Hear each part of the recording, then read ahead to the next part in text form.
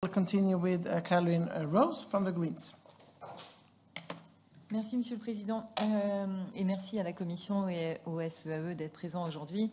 La situation à Haïti, elle reste catastrophique. 2 mois après le séisme, les besoins médicaux restent toujours très élevés dans les zones touchées. À l'heure actuelle où je vous parle, l'insécurité en Haïti empêche justement, comme vous l'avez dit, un approvisionnement de carburant.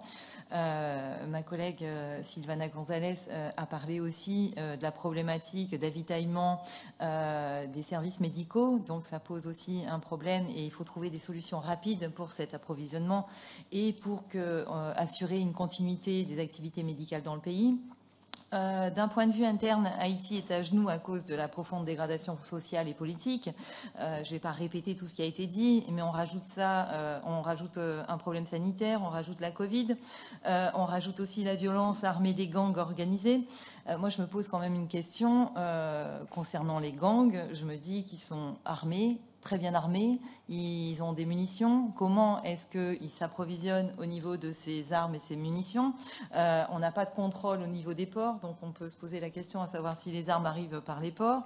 Dans cette situation de chaos, on a, comme le disait ma collègue, une crise humanitaire avec des milliers de gens qui vont être en train de fuir leur pays. Et dans cette situation de chaos, même l'émissaire des États-Unis a démissionné, dénonçant la décision inhumaine et contre-productive d'expulser des milliers de réfugiés et de migrants. Le bureau des États-Unis en Haïti, il est discrédité par les Haïtiens et les Haïtiennes.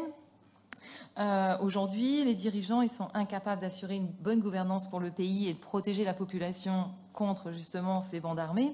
La semaine dernière, dans une église, il y a eu une attaque en plein jour de fidèles qui étaient à l'église et ça s'est passé en plein jour. Il n'y a personne qui a réagi et c'est quand même un gros problème.